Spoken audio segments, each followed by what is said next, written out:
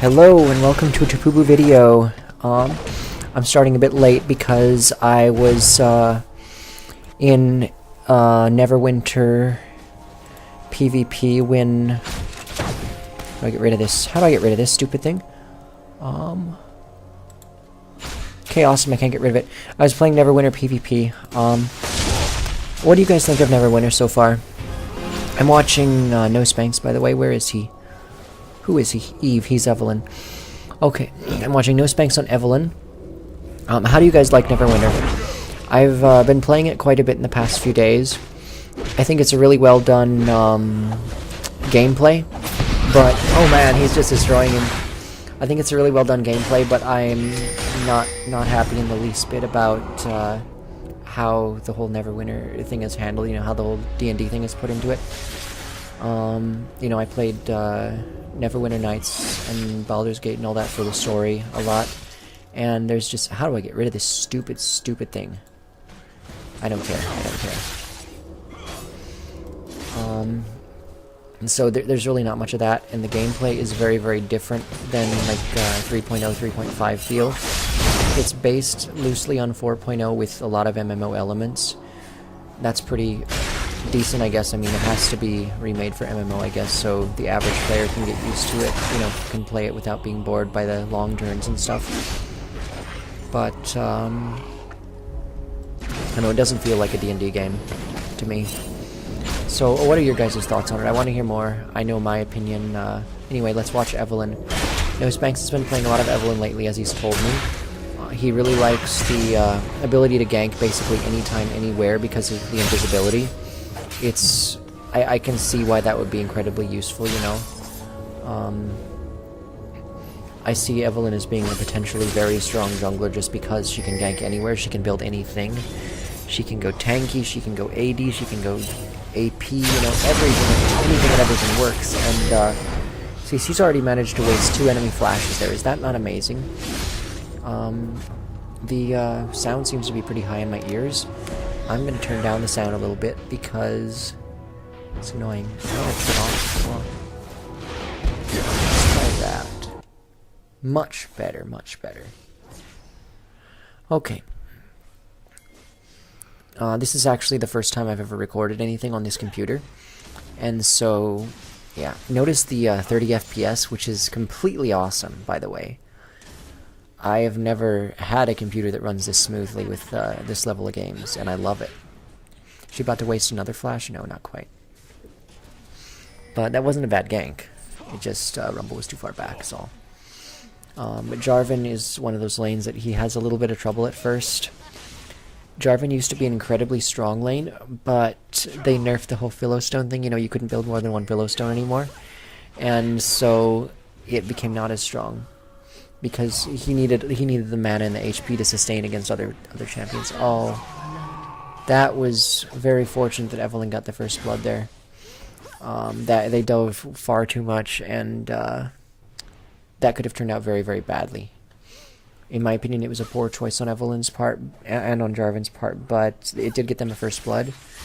Unfortunately, Rumble ended up getting more gold out of it than Jarvan did. And so that could possibly reflect on, you know, how the lane plays out. I mean, they have probably about the same amount of gold, 1,600 to 1,600, almost exactly, in fact. With Rumble only 75 of difference. But, you know, those minor things, if you dive, you know, do that again and again, it will catch up to you. You know, I mean, having the jungler be fed is awesome, but having the jungler be fed and having the enemy lane be fed too, you know, you can't be up there all the time, and eventually your lane is gonna get overpowered if you're not up there all the time. But I mean, getting a straight kill, that's fine. I don't care who gets it. But if you trade a lane kill for a jungle kill, the lane that got the kill ends up profiting the most unless you camp the lane.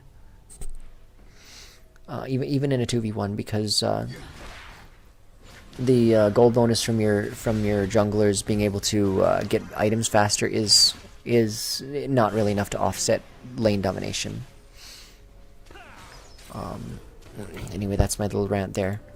Because like I've had so many games, you know, where like I'll play dumb and dive, or a teammate will play dumb and dive, and then you know, we'll get a kill, but so will they. and then I'll go get kills somewhere else, and my lane will start losing that I ganked, and it's completely my fault, you know. See now, Rumble and Jarvan are trading kills again, you know.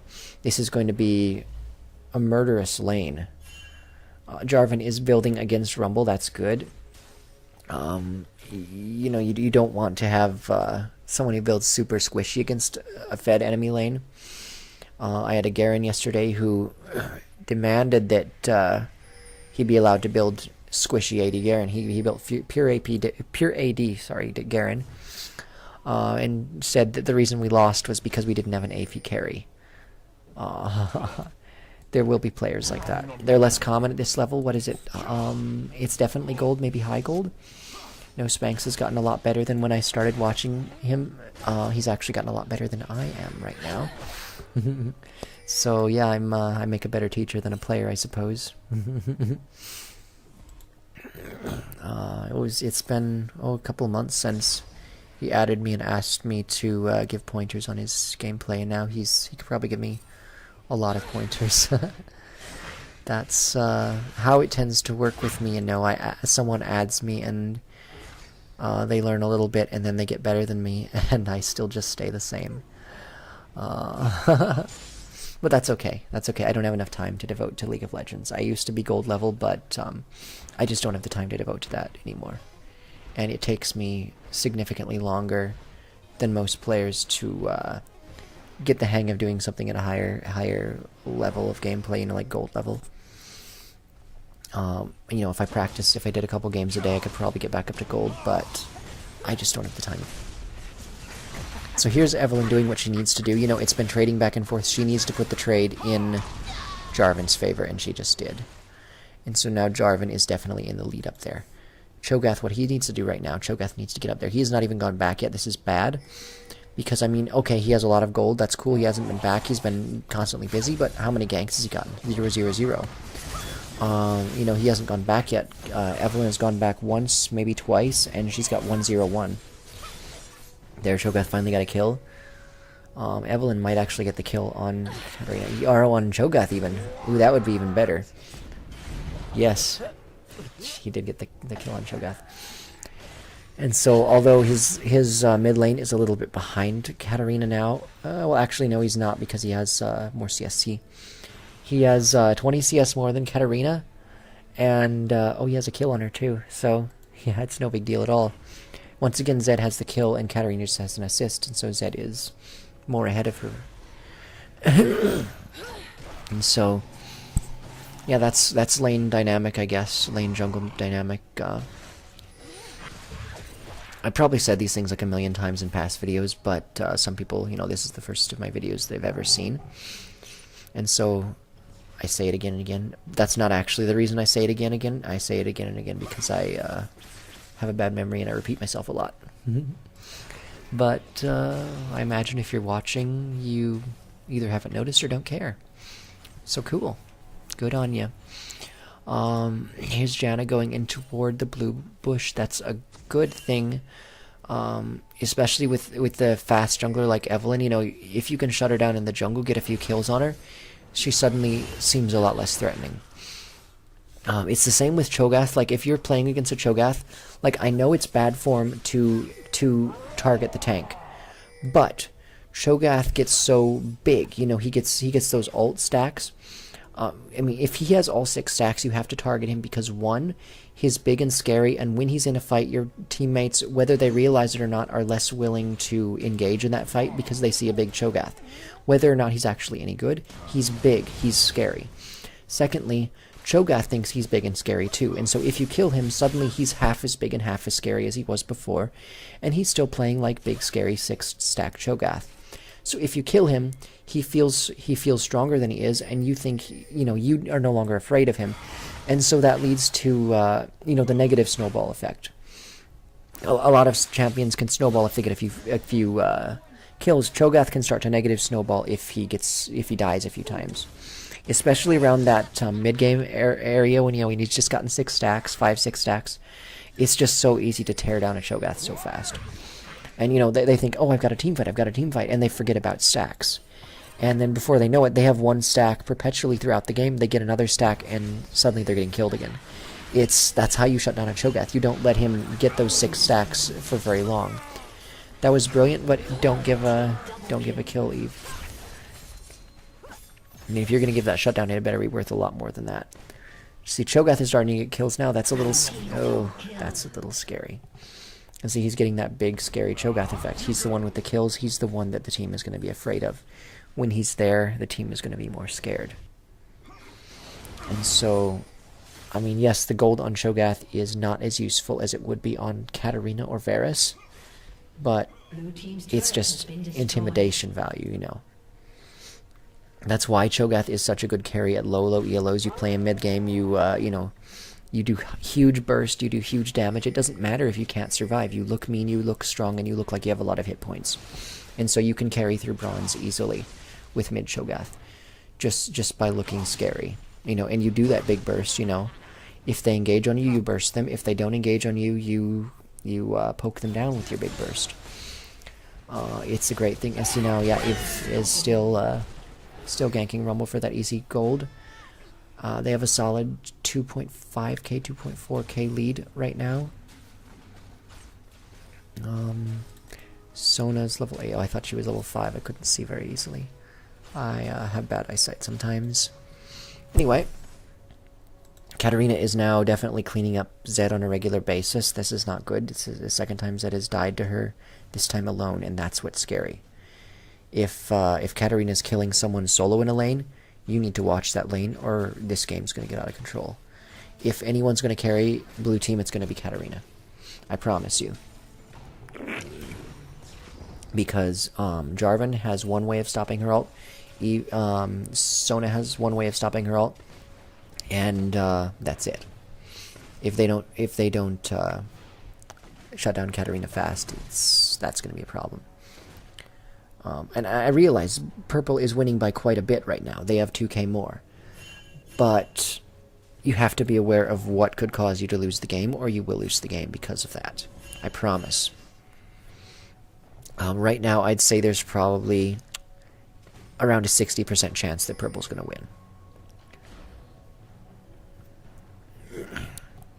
And for those of you who don't know, my win-loss ratio, it goes up probably between 30 and 70% because nothing's a sure thing. And so 60 means, you know, it's pretty likely. That's the thing with statistics. You know, you can't say like, oh, 99% chance to win, because that's just not, it's not statistically likely. You know, every game you start with a 50-50 chance of winning. A little less, a little more based on what champions you picked. I'd say upon starting a game, a team can at most have a 55% chance of winning. By this point in the game, you can have at most 65-70. And it's never 100. That's what you need to remember when you're playing. There's never a 100% chance of win. If you start thinking like that, it's over. But they're doing what they need to win. They are systematically shutting down lanes. They are taking dragons. Now they just need to get some towers, and then they'll feel a lot better about their capacity to win. That was a good Janna move. I mean, yeah, she was way out too much, but she got away, and she wasted the Sona's exhaust. Honestly, if you have to use an ult to avoid using a flash, the ult is on a shorter cooldown. That's basically rule of thumb. Your flash is on a longer cooldown, even though it may not be as useful as your ult. Your ult will be back. Your ult will always be back. Unless you're Shyvana who doesn't know how to farm, in which case you shouldn't be playing Shyvana, should you? And by the way, I am one of those Shyvanas, so I'm allowed to say that. I'm the worst Shyvana player ever. I don't know what it is about her. I'm so bad at her. You know, I can't figure out how to not suck with her. And that's a bad thing, you know? Like, I even have trouble in ARAMs, you know.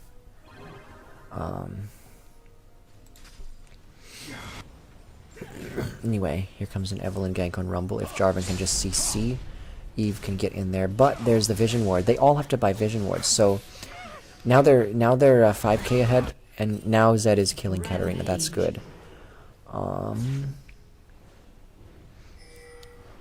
That's good. Yeah, with 5k difference, they have a good chance of winning. 65.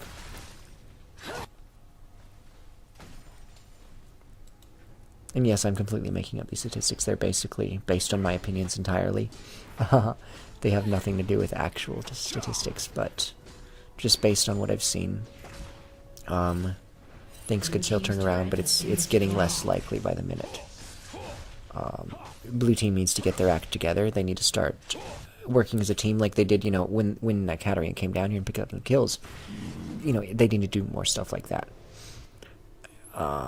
They have the capacity to win still. They just need to utilize their team's strengths and stop getting caught out by Evelyn, who will catch you out if you're alone. That's what she's always been able to do. Oh,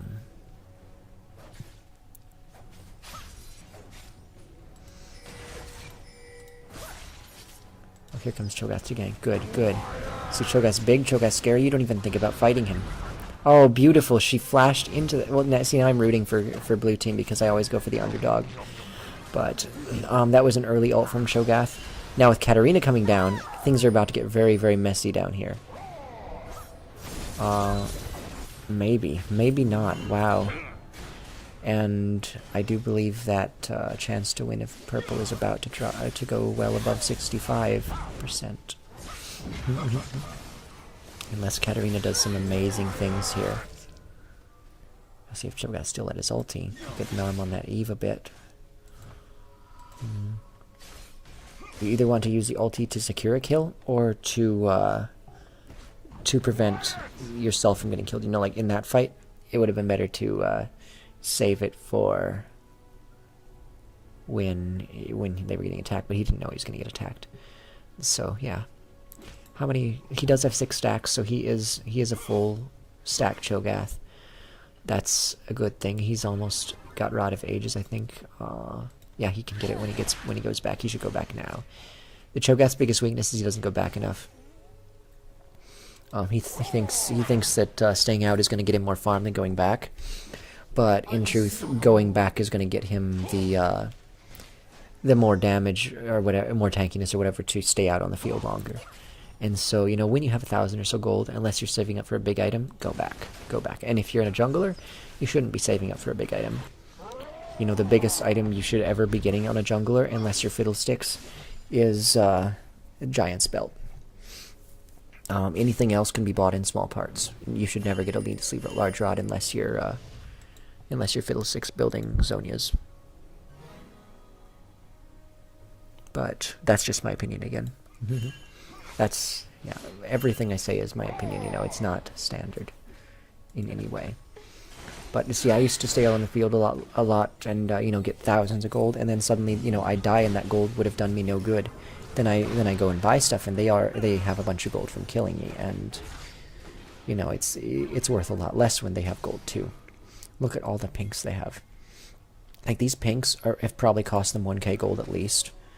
Just Eve prevention. You know, just having Eve on the field has cost them 1k gold.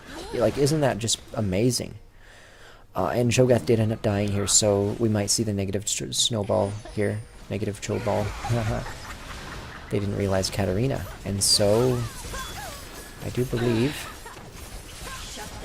Yes. Oh my. This is going to get very interesting. 60% purple.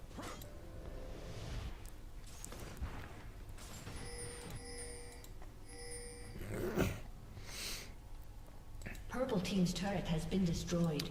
Very interesting indeed. Anyway, here's Varus dying, so Jarvan can't get him, but Sona's going to pick it up. But you know, that's kind of wasted gold. Not exactly, because there are some very good items for supports to pick up now. But yeah, it's kind of wasted gold. It would have been more useful on Jarvan, and so Katarina made the right choice there. Dragon is up. See, now I'm talking a lot quieter because I don't have to compete against the sound effects. Wait, what's Rumble building? He seems to be building possibly a Zonia's. If Rumble built a little more tanky. Well, then again, they have Cho'Gath, and Cho'Gath is significantly fed. Blue team's turret He's has more been fed than I ever destroyed. get when I play Cho'Gath jungle because I'm the worst Cho'Gath Purple jungle team ever. has slain the dragon. Ah, purple team just got a lot of gold there. It's 7k difference. You know, if purple team just teams up and pushes, they're gonna do great things. But they're not teaming up, are they? Purple team's So turret has purple been team destroyed. just lost another turret. They're still winning in turrets. They're winning. They're 2 ahead in dragons. But you take away the turrets, you take away the dragons, and it's not quite a tie game. And so that's the danger of it all. It could tie up very fast. But you see, there's negative snowballing Cho'Gath now. He has less and less stacks. Fewer and fewer, actually, is the correct mathematical term. Because fewer is denoting a distinct number, like, say, 6 versus 3. Whereas less is indicating a more, what's the word? Indecipherable exact number. Say there's less rain today versus there were fewer raindrops today. There's your math lesson. Yeah, random things. People learn them on my channel. Some of them not always accurate.